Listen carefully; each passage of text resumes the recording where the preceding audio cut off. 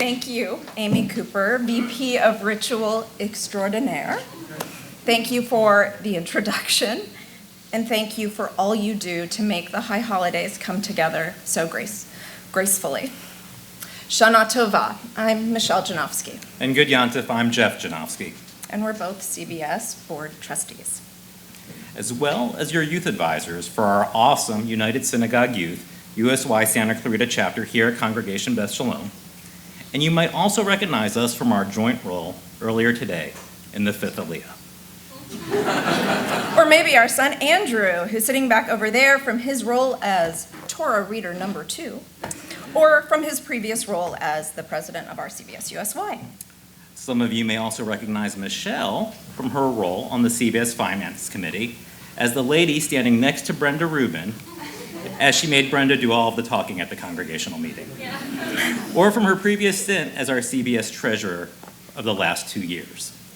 Or you might have even seen me in the role of the man behind the curtain, helping program all of our CBS audio-visual needs for our temple live streams and our YouTube channel.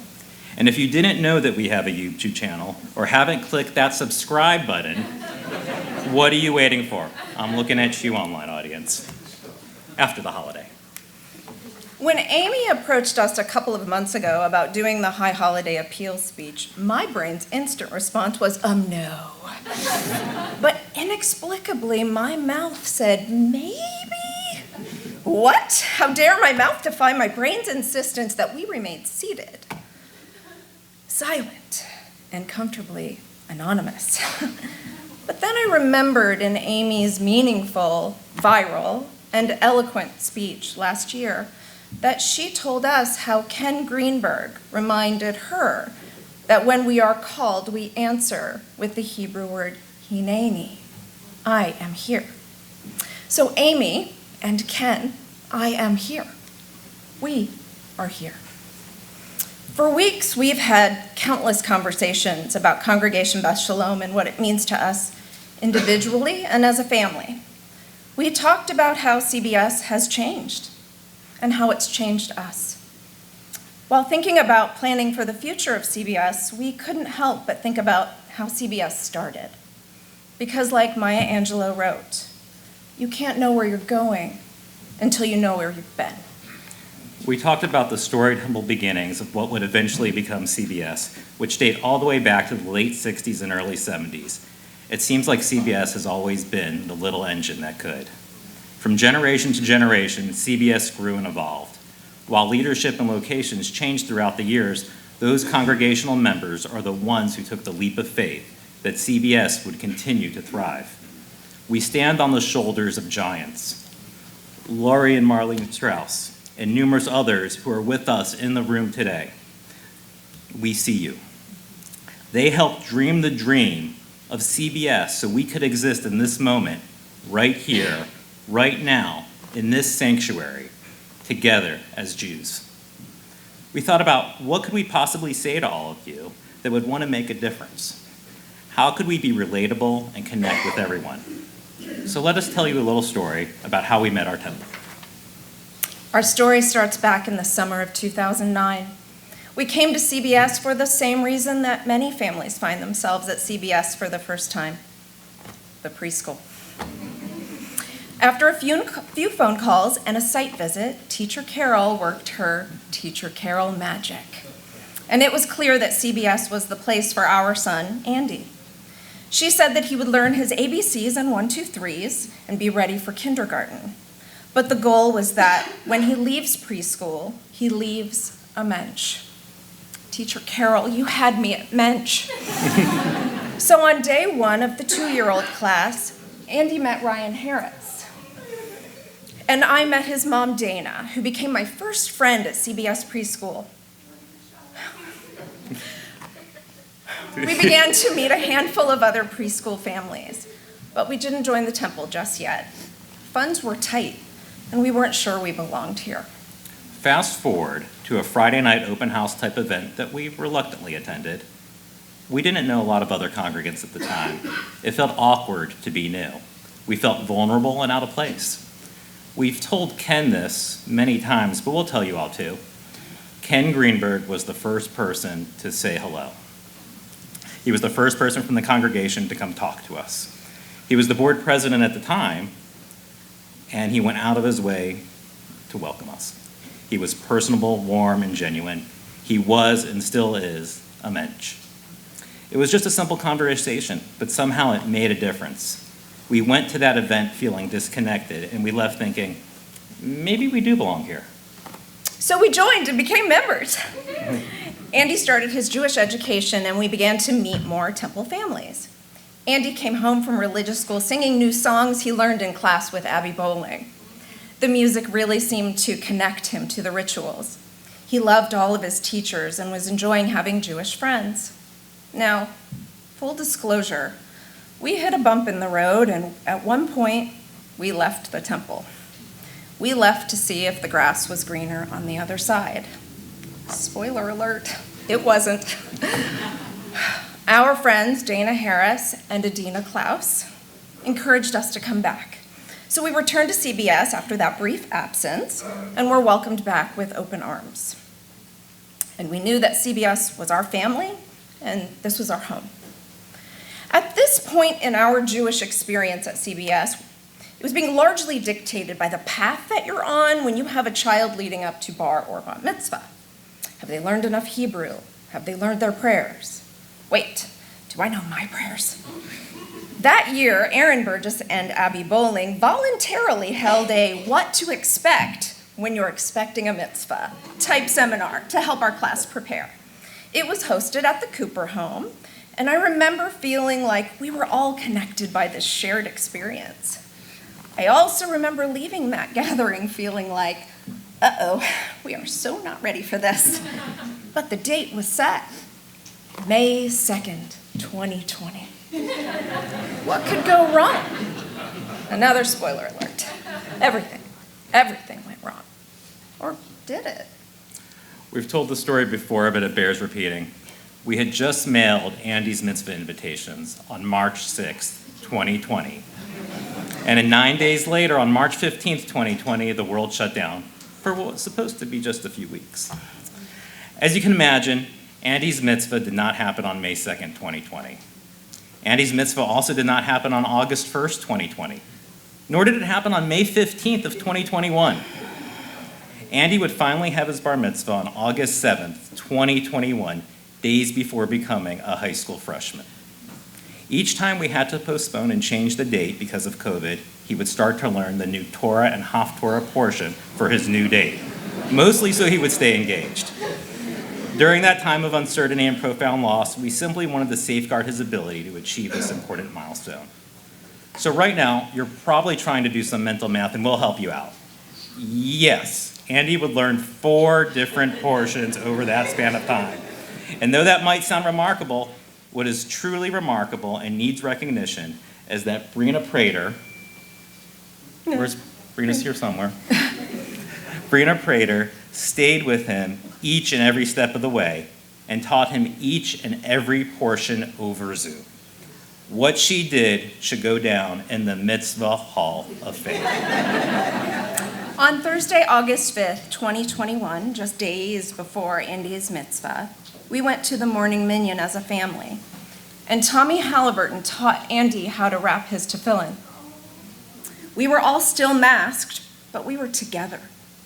It was during that time when togetherness was still brand new again, and sharing experiences in person was impactful and elevated.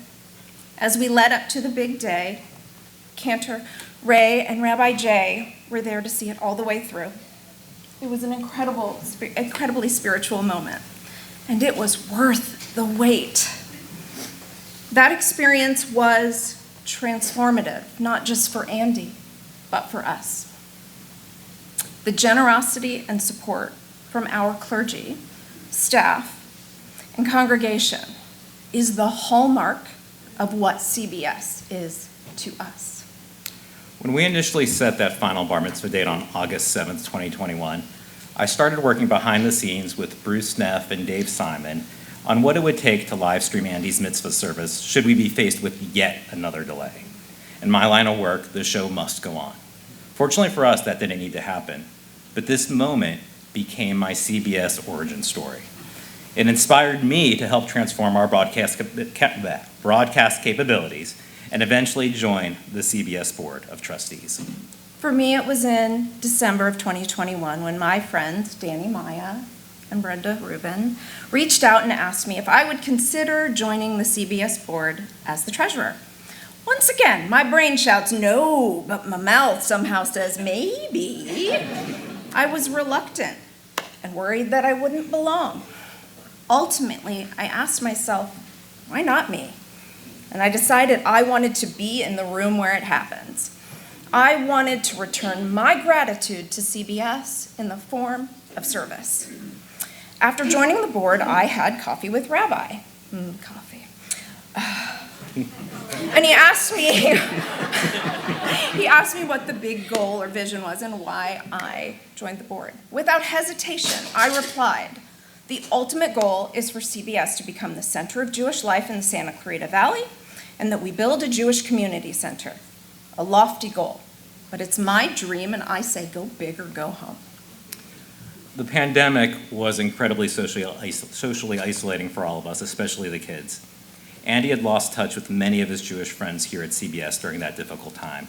His last year of Hebrew school was on Zoom, and after his mitzvah, there were very few options for how to reconnect. Enter Rob Cohen at just the right moment. He approached us and said, do you think Andy would want to come help build Purim baskets with USY? Again, with the brain saying no, but the mouth saying maybe. He went to USY, reconnected with old friends, and made some new ones. His Jewish identity and his connection to CBS really meant something to him now. USY was a wonderful next step after his Bar Mitzvah. He joined the USY board and began to see what the next evolution of Jewish life would be for him. When Brooklyn Cohen was USY president, she would passionately pitch that USY members should go to the winter retreat at Camp Ramah. She had been the only member of CBS USY to attend the prior year, and she wanted everyone to experience the amazingness that she described. That year, CBS USY would send 15 members to Ramah. Upon returning home, Andy got off the bus and was forever changed. Though I didn't understand it because I hadn't been a camp kid, I was happy he had had the experience. The following year, Andy served as president of USY, and we asked Rob if we could take over running the program. We wanted to get more involved, but truly, we wanted to steal a few extra moments with Andy before he would eventually head off to college. Unintended upside, we got to know the amazing teenagers from CBS as well as here in our SCB community. And it's been our honor and privilege to serve as your youth advisors for this program. This past January, Matthew Rubin and I chaperoned a group of 16 USYers to Ramah for the retreat. I was able to see firsthand what the appeal was for them. The magic was in the singing and the music and the candlelight of Havdalah and the Sloach. This was the part that got me. There was something electric and tribal, like a generational vibration that I not only witnessed, but I felt in the innermost part of my soul. I felt the presence of my own Jewish ancestry, and I knew I was exactly where I was supposed to be. It was very moving. I was reminded that we are a tribal people. To connect through jubilant songs, melodic chanting, and exclamatory prayer is in our DNA. I looked down from the second story of the building we were in, and I saw our USY kids connected in prayer, singing and swaying, and I felt that moment was the magic that binds them together and what keeps them coming back. They are the future generations of Jews, and it was not lost on me. L'dor vador. When we started writing the speech, we asked ourselves, why is CBS so special? Our why might be different than yours, but this place has enriched all of us with spirituality and a strong sense of community. And to think all that time when we doubted that we belonged, all it takes is one person, or one Ken Greenberg, one CBS congregant to just say, shalom. You never know who it might make a difference for. They could be sitting right next to you or standing here in front of you giving an appeal speech in 15 years. Congregation Beth Shalom is not just a building or an address. It is the people. It is all of you. It is all of us. This is our house and our responsibility. When you own responsibility for something that you care deeply for, it becomes part of you. I think we can all agree that CBS is an amazing place. Our clergy, staff, religious school, and preschool teachers are exceptional. They are all CBS. We really wanted to be prepared and meet this moment because this particular high holiday honor carries with it responsibility. The purpose of this speech is ultimately about provisioning for the future of CBS. The future is inevitable, so why not shape it with intention? Could we have had these experiences someplace else? Maybe, but those places don't have a John Krause, A Robin McCloy, a Roger Reiner, a Denise Youngwood, a Tommy Halliburton. or any of our Cohens. Those places don't have our clergy and our staff. Those places don't have all of you, our extended family. So it is my duty to safeguard this place because CBS is my home, because I am CBS. After years of volunteering, my love for CBS strengthened. I began to feel a deep responsibility to this place because this is our home, my home. After years of worrying that I didn't belong, I finally realized that I belong at CBS because I am CBS. And you are CBS. And you are CBS. And you are CBS. We are CBS. CBS is all of us. So today, please consider your responsibility to CBS, your spiritual home away from home. Please consider giving whatever amount you can so that all of us will always have a place to call home for generations to come, as well as helping preserve our future and honor our past. Let's make CBS the center of Jewish life here in the Santa Clarita Valley, just like those founding members hoped for over 50 years ago. We are all CBS and all in this together. CBS is all of us. Upon your arrival this morning, you should have received a pledge card from the amazing Robin Seppi, as well as an envelope with your name on it. Please take out that pledge card and fold down the tabs indicating the amount that you'd like to donate to CBS. And please feel free to fold down as many tabs as you would like. Remember, this is a pledge to give, so after the holiday, please call our office or go online to make your donation. We even set up a special link at cbsisallofus.org that directs you to our donations page. For those of you joining us virtually, thank you, and after the holiday, please do the same. You can call our office or even click that donation link in the description below. When you're finished with your tabs, please place your card in the envelope with your name on it and pass your envelope down the aisle to our Men's Club and USY ushers who will collect them. P.S. If your card or envelope doesn't have your name on it after the holiday, please write your name and simply return it back to CBS to help make your donation. Now, who in this room has been a member of CBS for over 40 years? Please stand up and remain standing so we can acknowledge you. You are CBS. If you've been a member of CBS for over 30 years, please stand up. You are CBS. If you've been a member of CBS for over 20 years, please stand up. You are all CBS. You see where this is going. If you've been a member of CBS for over 10 years, please stand up. You are CBS.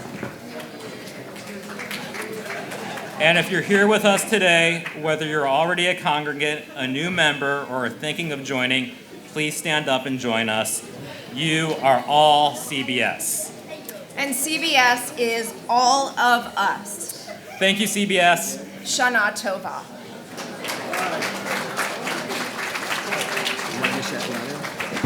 At this point, we ask that you all rise at your seats. At this point, we will say together the Shechianu. We're lucky to be together as a community with people who have been here for decades and people who maybe it's their first time in this room. We are all together, something to truly be grateful for.